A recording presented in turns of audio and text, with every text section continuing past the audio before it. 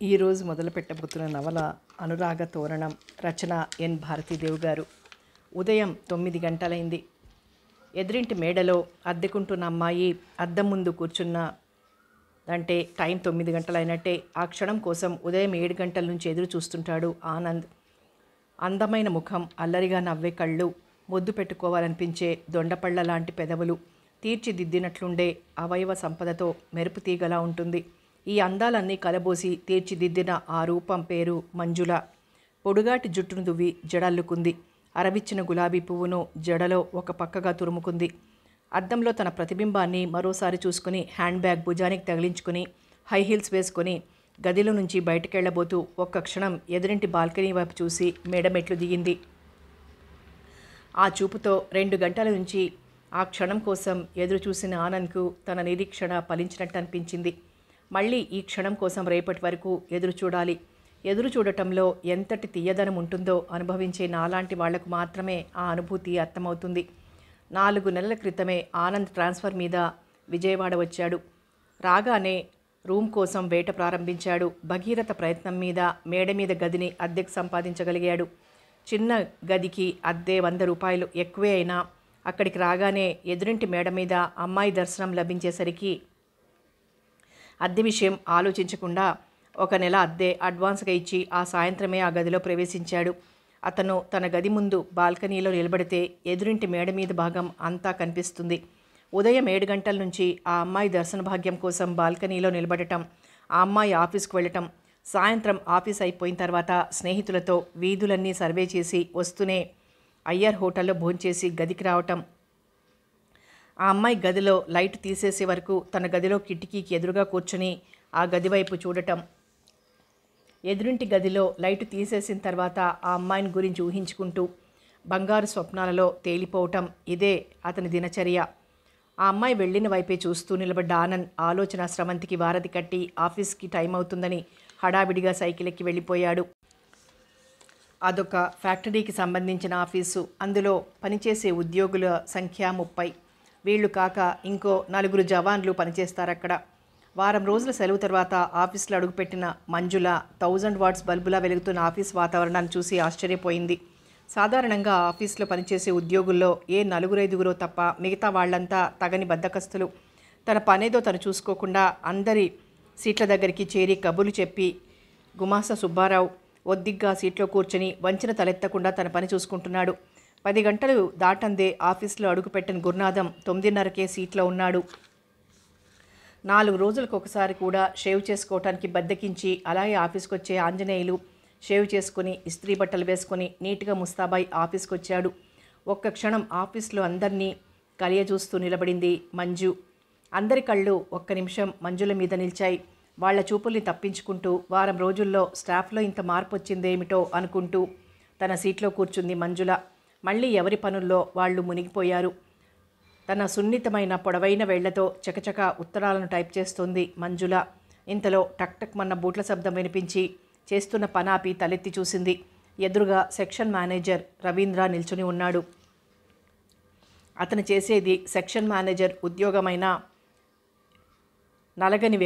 నలగని ఇస్త్రీ బట్టలతో అద్దంలా మెరిసే పాలిష్ చేసిన బూట్లతో గెజిటెడ్ ఆఫీసర్లా తయారై ఆఫీస్కి వస్తాడు. అతని వయస్సు 30 సంవత్సరాల లోపే ఉంటుంది. బ్రహ్మచారి. వాళ్ళ అమ్మా నాన్నలకి ఒక్కడే కొడుకు. వాళ్ళ నాన్నగారు బిజినెస్ చేస్తుంటారు. నిజానికి అతనికి ఉద్యోగం చేయాల్సిన అవసరం లేదు. ఉద్యోగం పురుష లక్షణం అని కాలక్షేపం కోసం అని అతను ఉద్యోగం చేస్తున్నాడు. అతని జీతం అంతా అతని సరదాలకే ఖర్చు చేస్తాడు. స్టాఫ్లో ఎవరికి డబ్బు అవసరమైనా అతనే ఆదుకుంటాడు. అందుకే అందరూ అతని అడుగులకు మడుగులొత్తుతుంటారు. అందం, చదువు, ఆస్తి ఉన్న అతనికి వేల కట్నంతో పిల్లనిస్తామని రోజు వాళ్ళ ఇంటి చుట్టూ తిరుగుతూ ఉంటారు ఆడపిల్ల తల్లిదండ్రులు. అన్ని అర్హతలున్నా అతను ఇంతవరకు ఎందుకు పెళ్లి చేసుకోలేదో ఎవరికీ తెలియదు. వాళ్ళ నాన్నగారు అతన్ని పెళ్లి కొప్పించాలని ఎంత ప్రయత్నించినా అతను వినలేదు. కారణం అడిగితే నాకు నచ్చిన అమ్మాయి కనిపించినప్పుడు తప్పకుండా చేసుకుంటాను అంటాడు. అంతే. అతని అంతరంగంలోకి తొంగి చూసే చనువును అతను స్నేహితులకు కూడా ఇవ్వడు. అతను ఇంతవరకు పెళ్లి చేసుకోకపోవటానికి గురించి ఆ ఆఫీస్లో నలుగురు 4 రకాలుగా చెప్పుకుంటారు. అతను ఎవరినో ప్రేమించాడని, ఆ ప్రేమ ఫలించలేదని, అందుకే పెళ్లి చేసుకోలేదని కొందరనుకుంటే, అతను వెరైటీ కోసం ఆరాటపడే మనిషిని, పెళ్లి చేసుకుంటే తన ఆటలు సాగవని, అందుకే చేసుకోలేదని కొందరు అనుకుంటారు. ఎవరు తనని గురించి ఎలా చెప్పుకున్నా అతను లెక్క చేయడు. ఆఫీస్ బయట ఎంత అల్లరిగా ఉంటాడో ఆఫీసులో అడుగు పెట్టగానే అంత గంభీరంగా మారిపోతాడు. అతనికి ఇతరుల విషయాలలో జోక్యం కలిగించుకోవడం అంటే ఇష్టముండదు. మంజులంటే చాలా గౌరవం.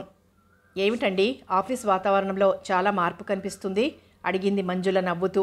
వారం రోజుల నుంచి సెలవులో ఉన్నారు కదా, అందుకే మీకు ఈ విషయం తెలీదు. ఈ బ్రాంచ్ మేనేజర్ గారిని విశాఖపట్నం బ్రాంచ్కి ట్రాన్స్ఫర్ చేశారు. ఈ ఫ్యాక్టరీ పార్ట్నర్ గారే ఇక్కడికి మేనేజర్గా వచ్చారు. చాలా ఖచ్చితమైన మనిషి. వచ్చిన వారం రోజులకే స్టాఫ్లో ఊహించిన మార్పును తెచ్చారు. అలాగా, ఆయన ఇంకా ఆఫీస్కి రాలేదు. ఆయన ఆఫీస్లో అడుగు పెట్టడం, ఆఫీస్లోని గడియారం 10 గంటలు కొట్టడం ఒకేసారి జరుగుతోంది. ఈ వారం రోజుల నుంచి 10 గంటలు కావటానికి ఇంకా 10 నిమిషాలు టైం ఉంది. మీ టేబుల్ మీదున్న ఉత్తరాలన్నీ 1 గంట లోపు టైప్ చేయాలి. అలాగే చేస్తాను. అతను తన సీటు దగ్గరికి వెళ్ళాడు. ఆమె తన పనిలో మునిగిపోయింది.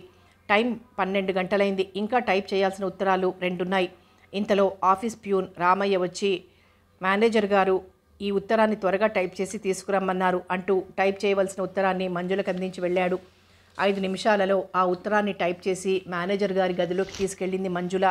గుడ్ మార్నింగ్ అన్న మంజుల మాటకు తలెత్తి చూసిన మేనేజర్ని చూసిన మంజుల కరెంట్ షాక్ తిన్న మనుషుల్లా కొయ్యబారిపోయారు.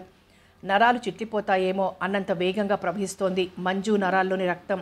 తను చూస్తున్నది కళ నిజమా అన్న భ్రమకు లోనైంది ఆమె మనసు. పైన సీలింగ్ ఫ్యాన్ స్పీడ్గా తిరుగుతున్నా ఒళ్లంతా చెమటలు పట్టాయి ఆమెకు. ఆ గదిలో గాలి ఆడనట్టుగా ఉక్కిరి బిక్కిరైంది. మై గాడ్, ఆ మాటలు ఆమె పెదవులు అస్పష్టంగా పలికాయి. ఇంచుమించు అతని స్థితి కూడా అలాగే ఉంది. మంజు, అతను పిలవబోయిన మాట అతని పెదవులు దాటి బయటికి రాలేదు. అంతలో అక్కడికి రవీంద్ర రావటంతో తన మనస్సులో రేగిన భావాలను ముఖంలో కనిపించనీయకుండా జాగ్రత్త పడుతూ ఫైల్ చూస్తున్నట్లుగా తలవంచుకున్నాడు. ఈమె మన ఆఫీస్లో టైపిస్ట్గా పనిచేస్తుంది. పేరు మంజుల. ఈ వారం రోజుల నుంచి సెలవులో ఉంది. మంజులను మేనేజర్ గారికి పరిచయం చేశాడు రవీంద్ర. యాంత్రికంగా చేతులు జోడించింది. ఆ క్షణం భూమి రెండుగా చీలి తనందులో కూరుకుపోతే ఎంత బాగుంటుంది అనుకుంది. ముళ్ల మీద నిల్చున్నట్టుగా ఉంది. ఆమె అవస్థను గమనించినట్టుగా ఆ లెటర్స్ కూడా పెట్టి మీరెళ్ళి మీ పని చూసుకోండి అన్న మేనేజర్ మాటతో ఎక్కుపెట్టి వదిలిన బాణంలా ఆ గదిలోంచి తన సీటు దగ్గరికి వెళ్ళింది. టైప్ మిషన్ శబ్దంలాగా వినిపిస్తోంది మంజు హృదయ స్పందన. ఒక్క లెటర్లో 2 తప్పులు పడ్డాయి. పైన తిరుగుతున్న సీలింగ్ ఫ్యాన్ కంటే వేగంగా తిరుగుతున్నాయి మంజుల మనసులో ఆలోచనలు. లంచ్ అవర్లో అందరూ క్యాంటీన్కి వెళ్లారు. ఆమె ఒక్కతే సీట్లో ఉంది. ఆమె సీటు దగ్గరికి వచ్చాడు రవీంద్ర. కళ్ళంతా ఎర్రగా ఉన్నాయేమిటి? మీరింకా పూర్తిగా కోలుకోలేదనుకుంటాను. ఇంకో వారం సెలవు పొడిగించాల్సింది. చూడండి, 2 గంటలు టైప్ చేసేసరికి మీ కళ్ళు ఎంత ఎర్రబడ్డాయో. అతని కళ్ళు ఆమె వైపు లాలనగా చూశాయి. ఆ జాలి చూపులు భరించలేనట్లుగా ఆమె కళ్ళు నేలవాలాయి. క్యాంటీన్కి వెళ్దాం రండి. వేడి టీ తాగితే మనసు ఫ్రెష్గా ఉంటుంది. నేను రాలేనండి, బాగా తలనొప్పిగా ఉంది. సెలవు పెట్టి ఇంటికి వెళ్తాను. ఏం, ఎందుకు? ఇంకో గంటుండి పర్మిషన్ పెట్టి వెళ్ళండి. 5 నిమిషాలు కూడా కూర్చునే ఓపిక లేదు. సెలవు పెట్టి వెళ్తాను. అలాగే వెళ్దురు గాని ముందు క్యాంటీన్కి వెళ్దాం రండి. సారీ, నేను రాలేను, మీరు వెళ్ళండి. ఎర్రగా కందిపోయిన ఆమె ముఖాన్ని చూసి ఇంకేం అనలేకపోయాడు. అతను బయటికి వెళ్ళిన తర్వాత సెలవు చీటీ పెట్టి ఆఫీస్ నుంచి బయటకు వచ్చింది. నడవటానికి కూడా శక్తి లేనట్టుగా కాళ్ళు తడబడిపోతున్నాయి. ఆటోలో ఇంటికొచ్చింది. ఆలోచనల తీవ్రతతో జ్వరం వచ్చినట్టుగా ఉంది. తలనొప్పికి టాబ్లెట్ వేసుకుని టీ తాగినా తగ్గలేదు. గతించని జ్ఞాపకాలు మనసుని కలవరపెడుతుంటే అలసటగా కుర్చీలో వెనక్కు వాలి కళ్ళు మూసుకుంది. ఆ మంజుల కాలేజీ చదువుకు వచ్చిన రోజులవి. మంజుల తాతగారి పేరు చౌదరి గారు, మామగారి పేరు అన్నపూర్ణమ్మ గారు. వాళ్లకు మంజుల అమ్మగారు ఒక్కతే కూతురు. మంజులకు 2 సంవత్సరాల వయసున్నప్పుడు ఆమె తల్లి తండ్రి ఇద్దరూ ఒకేసారి యాక్సిడెంట్లో పోయారు. కూతురు పోయిన దుఃఖాన్ని దిగమింగుకొని ప్రాణాలన్నీ మంజుల మీదనే పెట్టుకొని ఆమెను పెంచి పెద్ద చేశారు ఆ భార్యాభర్తలు. అల్లుడికిన్న ఆస్తిపాస్తులన్నింటినీ అమ్మి గుంటూరులో 2 మేడలు కట్టించారు చౌదరి గారు. వాటి మీద నెలకు 2,000 రూపాయల అద్దె వస్తుంది. అవి 2 గాక వాళ్ళుండటానికి విశాలమైన మేడుంది ఆయనకి. ఖాళీగా కూర్చోవటం ఎందుకని మెయిన్ రోడ్లో ఫ్యాన్సీ షాప్ పెట్టారు. తాతగారు మామగార్ల గారాబంతో మంజుల చిన్నతనం నుంచి ఆడింది ఆటగా పాడింది పాటగా పెరిగింది. ఒకరోజు మంజుల కాలేజీ నుంచి వచ్చేసరికి బాల్కనీలో ఒక అతను నిలబడి ఉన్నాడు. మా ఇంటికి వచ్చిన ఈ బంధువు ఎవరో అనుకుంటూ పుస్తకాలు టేబుల్ మీద గిరాటేసి వంటగదిలో ఉన్న వాళ్ళ మామగారి దగ్గరికి వెళ్ళింది. బాల్కనీలో నిలబడి ఉన్న అతను, ఎవరు బామ్మ? మామగారి భుజాల చుట్టూ చేతులు వేస్తూ గారాబంగా అడిగింది. అతనా? మామగారికి మాటలు తడబడుతున్నాయి. మనవరాలికి ముక్కు మీదే కోపం ఉంటుందన్న విషయం ఆమెకి తెలుసు కాబట్టి ఏమని చెబితే ఏం కోపం వస్తుందో అని. అతనా? మీ తాతయ్య గారికి బాగా తెలిసినతను అంది. తెలిసినతనైతే మాత్రం మనింటికి ఎందుకు తీసుకొచ్చినట్లు మా అమ్మ? మేడ మీద గదులు అతనికి అద్దెకిచ్చారా? అనుమానంగా అడిగింది. అవునమ్మా, మీకెన్నిసార్లు చెప్పాను మేడ మీద గదులు అద్దెకివ్వొద్దని. నేను రోజు కాలేజీ నుంచి రాగానే బాల్కనీలో కూర్చుంటానని మీకు తెలియదా? కోపంతో మంజుల ముఖం అరుణిమం దాల్చింది. ఉక్రోషంతో కళ్ళు వెంట నీళ్లు తిరిగాయి. ఆ అబ్బాయి తాతయ్య గారి స్నేహితుడి మనవడట. ఎక్కడా గది దొరకలేదని ప్రాధేయపడితే కాదనలేక గది దొరికే వరకు ఇక్కడ ఉండమన్నారు. నచ్చ చెప్తున్న ధోరణిలో అన్నారు మా అమ్మగారు. మీకు ఈ మధ్య డబ్బు పిచ్చి ఎక్కువైంది. అతనికిచ్చిన గది కాక ఇంకా మేడ మీద 4 గదులున్నాయి నువ్వు తిరగటానికి. ఆడపిల్లకు అంత కోపమైతే ఎలాగమ్మా? బాత్రూమ్కి వెళ్ళి ముఖం కడుక్కునరా, టిఫిన్ చల్లారిపోతుంది. మంజుల కోపంగా డైనింగ్ టేబుల్ ముందు కూర్చుంది. ప్లేట్ల నిండుగా వేడివేడి జీడిపప్పు పకోడీలు తీసుకొచ్చి ఆమె ముందు పెట్టింది మా అమ్మగారు. దాంతో ఆమె కోపం చల్లారిపోయింది. అమ్మయ్య, వాన కురిసి వెలిసినట్టుగా ఉంది. తేలిగ్గా నిట్టూరుస్తూ టీ కలపటానికి వంటగది వైపు వెళ్లారు మా అమ్మగారు. మేడ మీద గదిలోకి అతను అద్దెకొచ్చి 1 నెల రోజులైంది. అతని పేరు వినోద్ అని, ప్రైవేట్ ఫ్యాక్టరీలో ఉద్యోగం చేస్తున్నాడని, బుద్ధిమంతుడని, వినయ విధేయతలు కలవాడని మా అమ్మగారు మంజులతో రోజుకొకసారైనా చెబుతుంటే వినటమే గాని మంజుల అతనితో ఒక్కరోజు కూడా మాట్లాడలేదు. ఆ రోజు తర్వాత అసలు అతన్ని చూడనే లేదు. మంజుల నిద్రలేచేసరికే ఉదయం 8 గంటలవుతోంది. అప్పటికే అతను కార్యక్రమాలన్నీ ముగించుకుని గదికి తాళం పెట్టుకుని వెళ్ళిపోతాడు. మళ్ళీ రాత్రి 10 గంటలు దాటిన తర్వాత కానీ రాడు. అప్పటికి మంజుల నిద్రపోయో చదువుకుంటునో తన గదిలో ఉంటుంది. మేడ మీదకి వెళ్ళటానికి మెట్లు వరండా పక్క నుంచి ఉండటం మూలాన అతను ఎప్పుడొచ్చేది ఎప్పుడు వెళ్ళేది తెలియదు. ఆ రోజు మంజుల పుట్టినరోజు ఆదివారం కావటం వలన ఆ రోజు కాలేజీ కూడా లేదు. తన ముఖ్యమైన ఫ్రెండ్స్ని 10 మందిని 4 గంటలకి పార్టీకి ఆహ్వానించింది. ఉదయాన్నే తలారా స్నానం చేసి పుట్టినరోజు బహుమతిగా తాతయ్య గారు కొని తెచ్చిన నీలం రంగు బెనారస్ పట్టుచీర కట్టుకుని మ్యాచింగ్ జాకెట్ వేసుకుంది. దొడ్లో పూసిన కనకాంబరాలన్నీ కోసి మరువంతో కలిపి మాల కట్టుకుని తల నిండుగా పెట్టుకుంది. పట్టుచీరలో బంగారు బొమ్మలా మెరిసిపోతున్న మనవరాలు చూడటానికి తాతయ్య గారికి తనకున్న 2 కళ్ళు చాలటం లేదు. తన దిష్టే తగులుతుందేమో మనవరాలకని భయపడ్డ మా అమ్మగారు ఉప్పు 2 ఎండుమిరపకాయలు మంజుల చుట్టూ తిప్పి దూరంగా పారేశారు. మంజుల తాతయ్య గారి పాదాలకు నమస్కరించింది. ఆయన ఆమెను అక్కున చేర్చుకున్నారు. కూతురి రూపం మనసులో మెదిలి ఆయన కళ్ళు అశ్రుపూరితాలయ్యాయి. ఇలాంటి పుట్టినరోజు పండుగలు నిండుగా నూరు చేసుకోవాలమ్మా అంటూ లాల్చీ జేబులో నుంచి ఎర్ర కాగితంలో చుట్టిన ముత్యం పొదిగిన ఉంగరాన్ని తీసి మంజుల వేలికి తొడిగారు. నీ ఫ్రెండ్స్ అందరినీ ఏదైనా హోటల్కి తీసుకెళ్ళి పార్టీ ఇవ్వమ్మా. ఇదిగో డబ్బు. మా అమ్మ పార్టీకి కావాల్సినవన్నీ ఇంట్లోనే తయారు చేసింది. మా ఫ్రెండ్స్ని సాయంత్రం 4 గంటలకి మన ఇంటికి రమ్మని నిన్న కాలేజీలోనే చెప్పాను తాతయ్య. ఈ రోజంతా మీరు బయటకు కదలటానికి వీల్లేదు. పిచ్చి తల్లి, అలాగేనమ్మా, నీకంటే నాకేదీ ముఖ్యం కాదు. ఆ విషయం నాకు తెలుసు, కానీ మీరు బయటకు వెళ్తే ఇంటిని మర్చిపోతారు, అదే నా భయం అంది నవ్వుతూ మంజుల. ఆ మాటకు ఆయన కూడా నవ్వారు. నేను అలా వెళ్ళొస్తానమ్మా. అలాగే. చౌదరి గారు బయటికి వెళ్ళారు. పేపర్ చూస్తూ వరండాలో సోఫాలో కూర్చుంది మంజుల. మా అమ్మగారు వచ్చారక్కడికి. ఆమెను చూసి పేపర్ మడిచి టీపాయ్ మీద పెట్టింది. మంజు, నీకు కోపం రాదంటే ఒక మాట చెప్తాను. భయంగా పెట్టిన మా అమ్మగారి ముఖం చూస్తే జాలేసింది మంజులకు. ఏమిటది? చెప్పు మా అమ్మ. ఏం లేదమ్మా, వినోద్ మా అమ్మగారు అంటూ నేనంటే ఎంతో అభిమానంగా ఉంటాడు. ఈరోజు నీ పుట్టినరోజు కదా, నీకు ఇష్టమైతే అతన్ని ఈరోజు మన ఇంటికి భోజనానికి పిలుద్దాం. మంజుల నవ్వింది. ఏ గుణాన ఉందో కోపంతో చిర్రుబుర్రులాడకుండా నవ్వుతూ ఉంది. మనసులోనే అనుకున్నారు మా అమ్మగారు. అలాగే పిలు. 8 దాటితే అతను బయటికి వెళ్ళిపోతాడు. మళ్ళీ ఎప్పుడొస్తాడో తెలియదు. నేను ఆ మెట్లెక్కలేను. కాస్త వెళ్ళి చెప్పిరామ్మా. సరే. మెట్లెక్కి అతని గది ముందుకు వెళ్ళింది. తలుపులు లోపల నుంచి గడిపెట్టి ఉన్నాయి. మహానుభావుడు లోపలే ఉన్నాడు కాబోలు అనుకుంటూ తలుపు మీద శబ్దం చేసింది. 2 నిమిషాల తర్వాత తలుపులు తెరుచుకున్నాయి. గుమ్మం నిండుగా నిల్చున్న అతన్ని చూసి ఉలిక్కిపడింది. నిద్రలో నుంచి లేవటం వలన కాబోలు అతని కళ్ళు ఎర్రగా ఉన్నాయి. పక్క పాపిడి తీసుకుని దువ్వుకున్న జుట్టు రేగి విశాలమైన పాలభాగాన్ని కప్పేస్తోంది.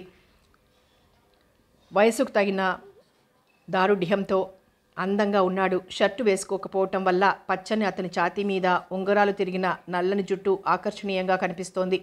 చప్పున అతని మీద నుంచి చూపులు మరల్చుకోలేకపోయింది. మీరా, రండి కూర్చోండి. మంజుల వైపు కుర్చీ జరిపాడు. స్టాండ్ మీదున్న టర్కీ టవల్ అందుకొని భుజాల చుట్టూ కప్పుకున్నాడు. చాలా అందంగా ఉన్నాడు. అతని కళ్ళు ఎదుటి వాళ్లను అయస్కాంతంలా ఆకర్షిస్తాయి. ఆలోచిస్తూ తనొచ్చిన విషయం మర్చిపోయింది ఒక్క నిమిషం. ఈరోజు నా పుట్టినరోజు. మా అమ్మ ఈరోజు మిమ్మల్ని మా ఇంటికి భోజనానికి రమ్మంది. పాఠంలో అప్పచెప్పింది. పిలిచింది మా అమ్మగారు కానీ మీరు కాదుగా? కొంటెగా అడిగిన అతని ప్రశ్నకు సమాధానం చెప్పటం కోసం తత్తరపడింది. సారీ, భోజనానికి రాలేను. ఏం, నేను పిలవలేదనా? అదేం కాదు, నాకు 2 రోజుల నుంచి జ్వరం. ఈ విషయం మా అమ్మకు కూడా తెలియదనుకుంటాను. వారిని బాధ పెట్టడం ఎందుకని చెప్పలేదు. డాక్టర్ దగ్గరికి వెళ్ళారా? మామూలు జ్వరమేగా, టాబ్లెట్స్ వేసుకున్నాను, తగ్గిపోతుంది. అలానే అశ్రద్ధ చేయకూడదు. డాక్టర్ గారి దగ్గరికి వెళ్ళండి, తర్వాత వెళ్తాను. ఇప్పుడే లేచారా? మీరు తలుపు మీద చప్పుడు చేస్తే మెలకువ వచ్చింది. ముఖం కడుక్కుని రండి, కాఫీ తీసుకొస్తాను. అతను వద్దని వారిస్తున్నా వినకుండా మేడ దిగి వచ్చింది. అతను ముఖం కడుక్కుని టవల్తో ముఖం తుడుచుకుంటున్నాడు. పొగలు కక్కుతున్న కాఫీ కప్పు తీసుకొచ్చి అతనికి అందించింది. థ్యాంక్స్. అతని కళ్ళల్లో కృతజ్ఞత కనిపించింది. మా అమ్మ మిమ్మల్ని క్రిందకు రమ్మంటోంది. ఇప్పుడే వస్తాను. మంజుల ఆ గదిలో నుంచి బయటకు వచ్చింది. కళ్ళ ముందు మెరుపు మెరిసి మాయమైనట్లు అనిపించింది అతనికి. వేడి కాఫీ తాగగానే కాస్త ఓపిక వచ్చినట్లు అనిపించింది. బట్టలేసుకుని కిందికి దిగొచ్చాడు. మంజుల ఎక్కడా కనిపించలేదు. మామగారితో మాట్లాడుతూ కూర్చున్నాడు. సాయంత్రం 4 గంటలైంది. మంజుల ఆహ్వానించిన ఫ్రెండ్స్ అంతా వచ్చారు. వినోద్కు అలసటగా ఉన్న మామగారి బలవంతం మీద వరండాలో కూర్చున్నాడు. మంజుల ఫ్రెండ్స్ అంతా ఆరుబయట లాన్లలో కుర్చీల్లో కూర్చున్నారు. ఎవరే ఆ వరండాలో కూర్చున్నతను? అడిగింది మంజుల స్నేహితురాలు గీత. ఎవరని చెప్పాలా అన్నట్టుగా మంజుల అతని వైపు చూసింది. ఒక్క క్షణం 4 కళ్ళు కలుసుకున్నాయి. అతని చూపులు మంజుల మీద అతుక్కుపోయాయి. ఎరుపు రంగు కాశ్మీర్ సిల్క్ చీరలో స్నేహితుల మధ్య కూర్చొని కబుర్లు చెప్తున్న మంజుల చెలికత్తెల మధ్య ఉన్న రాకుమారిలా కనిపించింది అతని కళ్లకు. సభ్యత కాదని అతి ప్రయత్నం మీద ఆమె మీద నుంచి చూపులు మరల్చుకున్నాడు. బొమ్మలా చూస్తున్నావు మంజు, మమ్మల్ని మర్చిపోయావా? మరీ అంతగా చూడకు, అతనికి దిష్టి తగులుతుంది. చిలిపిగా మంజుల నెత్తి మీద చేత్తో కొడుతూ అంది క్లాస్మేట్ రమ. నీకంత అందమైన బావ ఉన్నట్టు ఇంతవరకు మాకెవరికి చెప్పలేదేం? గీత అల్లరిగా అడిగింది. అతను మా బావ కాదు, మా తాతయ్య గారి స్నేహితుడు గారి మనవడు అంది. అతను మా ఇంట్లో అద్దెకుంటున్నాడు అని చెప్పలేకపోయింది. చదువుతున్నాడా? ఉద్యోగం చేస్తున్నాడు. అందంగా ఉన్నాడు, ఉద్యోగం కూడా చేస్తున్నాడు. ఇంకా ఆలస్యం ఎందుకు? ఈ రాకుమారుడు నీకోసమే నిన్ను వెతుక్కుంటూ ఇక్కడికి వచ్చినట్టున్నాడు. మంచి రోజు చూసుకుని ప్రేమించడం మొదలుపెట్టు. తన మామూలు ధోరణిలో హాస్యంగా నవ్వుతూ అంది గీత. వాళ్ల సంభాషణ అంతా అతనికి వినిపిస్తూనే ఉంది. వాళ్ల ముందు కూర్చోవటానికి సిగ్గనిపించి లేచి తన గదిలోకి వెళ్ళాడు. అన్నపూర్ణమ్మ గారు పని మనిషి సాయంతో అందరికీ జాంగ్రీలు, లడ్డూలు, బూందీ ప్లేట్లు నిండుగా తీసుకొచ్చి అందించింది. అందరూ నవ్వుకుంటూ కబుర్లు చెప్పుకుంటూ టిఫిన్ తినటం ముగించేసరికి 1 గంట పట్టింది. అందరం కలిసి సినిమాకు వెళ్దాం అంది గీత. ఆమె మాటను అందరూ ఏకగ్రీవంగా ఆమోదించారు. మా అమ్మగారికి చెప్పి అందరూ 2 ఆటోల్లో సరస్వతి థియేటర్ దగ్గరికి వచ్చారు. సినిమా చూసి బయటకు వచ్చిన తర్వాత ఎవరిళ్లకు వాళ్ళు ఆటోల్లో, రిక్షాల్లో వెళ్ళిపోయారు. నిండు పున్నమి వెన్నెల భూమిని తన కౌగిల్లో ఇముడ్చుకుని ప్రకృతి మాత సిగ్గుబరువుతో వెండి జలతారు మేలిముసుగు ధరించినట్టుగా ఉంది. వెన్నెల కిరణాలు కిటికీలో నుంచి మంజుల పడుకున్న గదిలోకి పడుతున్నాయి. పైన సీలింగ్ ఫ్యాన్ స్పీడుగా తిరుగుతోంది. ఎంత ప్రయత్నించినా నిద్రపట్టక గదిలో నుంచి బయటకొచ్చి వరండా ముందున్న నందివర్ధనం చెట్టు కింద కుర్చీ వేసుకొని కూర్చుంది. వెన్నెలలో నందివర్ధనం పూలు నక్షత్రాల్లా మెరుస్తున్నాయి. ప్రతి పువ్వులోనూ వినోద్ ముఖమే కనిపించింది మంజులకు. స్నేహితుల మాటలు మనసులో మారుమోగాయి. అతను నిజంగానే రాకుమారునిలా అందంగా హుందాగా ఉంటాడు. అతడు నిజంగా నా కోసమే ఇక్కడికి వచ్చాడా? ఆ కల నిజమైతే ఎంత బాగుంటుంది. అతను మా ఇంటికి వచ్చి 2 నెలలైనా నాతో తానుగా ఒక్కసారి కూడా మాట్లాడలేదేం? నేను ఇంత అందంగా ఉంటాను కదా, నా కళ్ళల్లోకి చూస్తూ కూర్చోవాలని, నాతో కబుర్లు చెప్పాలని, కాఫీ అందిస్తున్నప్పుడు నా చేతిని తాకాలని అనిపించదా అతనికి? జడ పదార్థంలా, ఉత్సవ విగ్రహంలా చలనమే లేనట్టుగా ఉంటాడేం? ఇంతలో ఊహించని విధంగా అప్పుడే బయట నుంచి వస్తున్న వినోద్ మంజులను చూసి, ఏమిటి ఇంత రాత్రప్పుడు ఒంటరిగా కూర్చున్నారు? నిద్ర రావటం లేదా? మెట్ల వైపు వెళ్ళబోతూ అన్నాడు. ఒంటరిగా కూర్చున్నారేమిటి అని అడుగుతాడేం? పెళ్లి కాని నేను ఒంటరిగా కాక జంటగా ఎలా కూర్చుంటానో అనుకుంటూ నిద్ర రావటం లేదు అంది. ఇంకేం మాటలు పొడిగించకుండా వెళ్ళిపోయాడు. ఒంటరిగా కూర్చుని ఉన్నాను కదా, నా ఎదురుగా కూర్చుని కబులు చెప్పాలి కదా. చెప్పాలని కూడా అనిపించలేదు అతనికి. వింత మనిషిలా ఉన్నాడు అనుకుంది. కాలేజీ నుంచి వచ్చి బాల్కనీలో కుర్చీ వేసుకుని కూర్చుంది మంజు. అప్పుడే ఆఫీస్ నుంచి వచ్చిన వినోద్ తన గదిలోకి వెళ్ళాడు. బట్టలు మార్చుకుని తన దగ్గరకు వస్తాడేమో అనుకుని చాలాసేపు ఎదురు చూసింది. అర్ధగంట గడిచినా అతడు గదిలోంచి బయటికి రాలేదు. కోపం, విసుగు, కసి ఒక్కసారిగా పెళ్ళుబికాయి. మాటలతో చెప్పలేని భావాలను కళ్ళతో చెప్పొచ్చు అంటారు. నా కళ్ళలో ప్రతిఫలిస్తున్న భావాల్ని కూడా అర్థం చేసుకోలేని మూర్ఖుడా ఇతను. నా మనసులోని విషయాన్ని ఎలా చెప్తే ఇతనికి అర్థమవుతుంది? ప్రేమ, కోరిక, ఆవేశం ఇవేవి ఇతనికి లేవా? మనిషి ఎంత అందంగా ఉంటాడో మనసు అంత మొరటగా ఉంటుంది కాబోలు. ఈ వయసులో మగవానికి ఉండవలసిన లక్షణాలేవి ఇతనిలో కనిపించవు. ఇతన్ని గురించి ఆలోచిస్తూ టైం వేస్ట్ చేసుకోవటం దండగా, కసిగా తనలో తను అనుకుంది.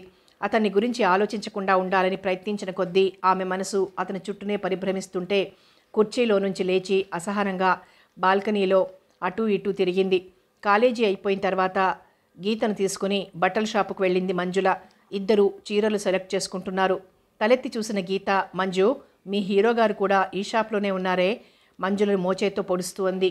ఆ వైపు చూసింది. అతను లుంగీలు చూస్తున్నాడు. చీరల వైపు చూడటం మర్చిపోయింది. 2 లుంగీలు ప్యాక్ చేయించుకొని బిల్లు ఇవ్వటానికి కౌంటర్ దగ్గరికి రాబోతూ వీళ్ల వైపు చూసిన వినోద్, మీ షాపింగ్ పూర్తయిందా అని అడిగాడు. ఒక్కో చీర ఒక్కో గంట సెలెక్ట్ చేస్తుంది మంజు, నవ్వుతూ అంది గీత. తన దగ్గరికి వచ్చి చీరలు సెలెక్ట్ చెయ్యనా అంటాడేమో. తను మౌనంగా ఉంటుంది. మౌనాన్ని అంగీకారంగా తీసుకున్న అతను తనే చీరలు సెలెక్ట్ చేస్తాడు. అతను సెలెక్ట్ చేసినవి తను తీసుకుంటుంది. అప్పుడు విజయ గర్వంతో అతని కళ్ళు మెరుస్తాయి. ఏమేమో ఊహించుకున్న మంజుల ఊహలన్నీ తారుమారయ్యాయి. నేను షాపు బయట నిలబడతాను, మీ షాపింగ్ పూర్తి చేసుకొని రండి అంటూనే షాపులోంచి బయటకు నడిచాడతను. పెద్ద జరీ బార్డరున్న ఆకుపచ్చ రంగు బెంగళూరు సిల్క్ చీర తీసుకుని బిల్లు చెల్లించి బయటకు వచ్చింది మంజుల. గీత ఆమెను అనుసరించింది. వీళ్ల కోసం ఎదురు చూస్తూ షాపు బయటే నించున్నాడు వినోద్. అతని వైపే రెప్పవాల్చకుండా చూస్తుంది మంజుల. ఎత్తుగా దృఢంగా ఉన్న అతను ఎంతో టీవీగా హుందాగా ఉన్నాడు. వైట్ ప్యాంట్లో మస్టర్డ్ కలర్ షర్ట్ టక్ చేశాడు. ఆ డ్రెస్లో అతను ఎంతో అందంగా ఆకర్షణీయంగా ఉన్నాడు. అతన్ని చూస్తుంటే ఆమె కళ్ళు గర్వంగా మెరిశాయి. సిటీ బస్ రావటంతో, మంజు నేను వెళ్తున్నా, నీకు అతను తోడున్నాడుగా, వెళ్ళు అంటూనే బస్ ఎక్కింది గీత. కిక్కిరిసిన జనంతో గర్భిణీ స్త్రీలా కదిలింది సిటీ బస్సు. అతనికి దగ్గరగా వచ్చి నిల్చుంది మంజుల. అతను చిరునవ్వుతో ఆమె వైపు పరిశీలనగా చూశాడు. చీరంతా జరీ బూటా ఉన్న నేవీ బ్లూ పట్టుచీర కట్టుకుంది. మ్యాచింగ్ జాకెట్ వేసుకుని నుదుట నేవీ బ్లూ కలర్ తిలకం గుండ్రంగా పెట్టుకుంది. బంగారు గాజులతో పాటు వాటి మధ్య నిండుగా నేవీ బ్లూ కలర్ మట్టి గాజులు వేసుకుంది. మెడలో పొడువాటి ఒంటిపేట బంగారు గొలుసు వేసుకుంది. అందంగా నాజూకుగా మెరుపుతీగలా ఉన్న మంజుల వైపు కనురెప్ప వేయటం మర్చిపోయి చూస్తున్నాడు అతను. అతని చూపులకు ఆమె మనసు పురివిప్పిన మయూరంలా నాట్యం చేసింది. ఆమె ముఖం సంతోషంతో దీప్తివంతమైంది. అది గమనించిన అతని పెదవులపై చిరుదరహాసరేఖ మెరిసింది. ఏమిటలా చూస్తున్నారు? పట్టుబడిన దొంగలా చూశాడు ఆమె వైపు. మీరీ చీరలో చాలా అందంగా ఉన్నారు. హమ్మయ్య, ఇంతకాలానికైనా నా అందాన్ని మెచ్చుకున్నాడు. ఆ ప్యాకెట్ ఇలా ఇవ్వండి, నేను పట్టుకుంటాను. చనువుగా మంజుల చేతిలోని ప్యాకెట్ అందుకున్నాడతను. ఆ అందుకోవటంలో అతని చెయ్యి ఆమె చేతిని తాకింది. అతని స్పర్శ ఎలాగో ఉంది. ఒళ్ళంతా విద్యుత్ తరంగాలు ప్రవహించినట్లుగా అనిపించింది. మొదటిసారిగా ఒక విషయం అర్థమైంది. బస్ ఎక్కుతున్నప్పుడో రైలు ప్రయాణాలప్పుడో ఏ మగవాణి స్పర్శ అయినా తగిలితే ఒంటి మీద తేళ్లు జర్రెలు పాకినంత కంపరంగా ఉండేది. కానీ ఇప్పుడు అలా అనిపించడం లేదేమిటి? అతని స్పర్శ క్షణమైన అనిర్వచనీయమైన సంతోషాన్నిచ్చింది. ఎంతో హాయిని కలిగించింది. అతనితో కలిసి నడవాలని, అతనితో మాట్లాడాలని ఆమె మనసు తహతహలాడింది. టీ తాగి వెళ్దాం అంటూ హోటల్ వైపు దారి తీశాడతను. ఆమె అతన్ని అనుసరించింది. భాషలకందని భావాలతో ఆమె మనసు పులకరించింది. ఇద్దరూ ఫ్యామిలీ రూమ్లో కూర్చున్నారు. ఏం కావాలి? సర్వర్ వచ్చి అడిగాడు. ఏం తీసుకుంటారు? మంజులను ఉద్దేశించి అడిగాడు. టీ మాత్రం చాలు. ఆమె మాట వినిపించుకోనట్టుగా అతను 2 మసాలా దోశలకు ఆర్డర్ ఇచ్చాడు. మీకు మసాలా దోశ అంటే ఇష్టమా? మీకు ఇష్టమని తెమ్మన్నాను. నాకిష్టమని మీకెలా తెలుసు? ఆమె కళ్ళు ఆశ్చర్యంతో విచ్చుకున్నాయి. ఆ మాత్రం తెలియదా? మా అమ్మగారు రోజు ఉదయం టిఫిన్ మసాలా దోశలే చేస్తారుగా అన్నాడు నవ్వుతూ. ఇంతలో సన్నగా మెరుపుతీగలా ఉన్న ఒక అమ్మాయి ఆ రూమ్లోకి వచ్చింది. వినోద్ని చూడగానే నవ్వుతూ విష్ చేసింది. ఆ అమ్మాయిని చూడగానే అతని కళ్ళు 1000 వాట్స్ బల్బులా వెలిగాయి. వినోద్ పక్క కుర్చీలో కూర్చుంది. ఈమె మా ఆఫీస్లో స్టెనోగా పనిచేస్తుంది. పేరు రత్న. ఆమెను మంజులకు పరిచయం చేశాడు. నమస్తే. ఆమెతో పరిచయం పెంచుకోవటం ఇష్టం లేనట్టుగా ముక్తసరిగా అంది మంజుల. నేను అద్దెకుంటున్న ఇంటి గల వాళ్ళ అమ్మాయి పేరు మంజుల. ఆమెను పరిచయం చేశాడు. అతను నవ్వుతూ ఆమెతో ఏవో ఆఫీస్ విషయాలు మాట్లాడుతున్నాడు. జలసీ లాంటి భావం ఒక్క క్షణం మంజుల మనసులో కదలాడింది. అంతలోనే అతనెవరు, నేనెవర్ని, అతను ఏ అమ్మాయితో మాట్లాడితే నాకేమిటి, అతను మా ఇంట్లో అద్దెకుంటున్నాడు, అంతకు మించి అతనికి నాకు ఏం అనుబంధం ఉంది, అలా అని సరిపెట్టుకుందామని ఎంత ప్రయత్నించినా మంజుల మనస్సు వినలేదు. టిఫిన్ కూడా తినలేకపోయింది. సగం దోశను తినకుండా వదిలేసింది. అదేమీ గమనించే స్థితిలో లేడతను. వాళ్ళిద్దరూ కబుర్లలో పడి అక్కడ మూడో మనిషి ఉందన్న విషయమే మర్చిపోయారు. అసూయ, కోపం, కసి ఒకదాన్ని మించి మరొకటి పోటీ పడుతున్నాయి మంజుల మనస్సులో. నేను వెళ్తాను ఎంత సౌమ్యంగా అనాలనుకున్నా ఆమె మాటలో కఠినత్వం చోటు చేసుకుంది. నేను కూడా నీతో వస్తానుగా అన్నట్టుగా చూశాడు అతను ఆమె వైపు. కోపంతో ఎర్రబారిన ఆమె ముఖాన్ని చూసి ఎందుకింత కోపం వచ్చింది, నేనేం తప్పుగా మాట్లాడాను అనుకున్నాడు. నేను వస్తానంటూ లేచాడు. ముగ్గురికి బిల్లు అతనే చెల్లించాడు. స్టెనో అతని వైపు ఆరాధనగా చూడటం మంజుల సహించలేకపోతోంది. ఇంటికైనా వెళ్ళటం స్టెనోను ఉద్దేశించి అన్నాడు. అవునంది. స్టెనో చూపులు అతని మీదే అతుక్కుపోయినట్లుగా నిలిచాయి. ఆ చూపులు మంజులకు కంపరం కలిగిస్తున్నాయి. ఈవిడ ఎప్పుడు వెళ్ళిపోతోందా అని ఆలోచిస్తోంది. ఇక వెళ్తానండి అంది స్టెనో. హమ్మయ్య అనుకుంది మంజుల. రిక్షాలో వెళ్తారా అడిగాడు వినోద్. ఆవిడ ఎందులో వెళ్తే ఈయన గారికి ఎందుకో కసిగా అనుకుంది మంజుల. స్టెనో వెళ్ళిపోయింది. ఇద్దరు నడుస్తున్నారు. అతని పక్కన నడుస్తుంటే మంజులకు గర్వంగా ఉంది. ఈవిడ మీకు బాగా పరిచయమా, ఎందుకలా అడిగారు, ఆవిడ మీతో అంత చనువుగా మాట్లాడుతుంటేనో. ఆ మాటలో అసూయ తొంగి చూసింది. మేమిద్దరం ఒకే ఆఫీస్లో పనిచేస్తున్నాం కదా, అయితే మాత్రం అంత చనువుగా ఉండాలా. ఆ మాట అన్న తర్వాత తొందరపడ్డానేమో అనుకుంది. ఆవిడకు నేనంటే గౌరవం. మంజులకు అభిముఖంగా తిరుగుతూ అన్నాడు. ఆవిడ మీద మీకు అభిమానం లేదా, ఉండకుండా ఎలా ఉంటుంది, పైకి కనిపించేటంత అమాయకుడు జడపదార్థం కాడతను. ఎందుకో అతని జవాబు నిరుత్సాహాన్ని కలిగించింది మంజులకు. తన సంపదనేదో ఆ స్టెనో దోచుకుంటున్నట్లుగా ఫీల్ అయింది. రిక్షాలో వెళ్ళండి, మీరు రారా, బజార్లో పనుంది, తర్వాత వస్తాను. ఆ స్టెనో వెళ్ళిపోయిందిగా. ఆ మాటకతను తమాషాగా నవ్వాడు.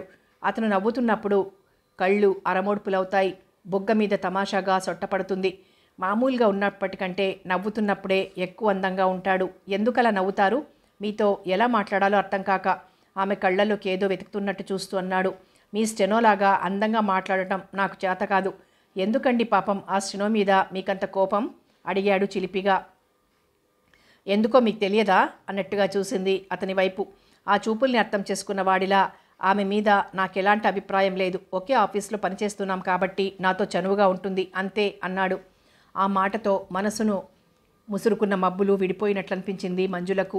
ఏదో తీయని ఊహ ఆమెను చుట్టేసింది. ఆటోలో వెళ్దామా, మీ ఇష్టం అంటూనే చెయ్యూపి దగ్గరలో ఉన్న ఆటో అతన్ని పిలిచాడు. ఇద్దరూ ఆటోలో ఇంటికొచ్చారు. వినోద్ వచ్చి సంవత్సరం రోజులు గడిచిపోయాయి. చౌదరి గారికి మామగారికి కూడా వినోద్ మీద ప్రేమాభిమానాలు ఏర్పడ్డాయి. ఇద్దరూ అతన్ని మంజులతో సమానంగా చూస్తున్నారు.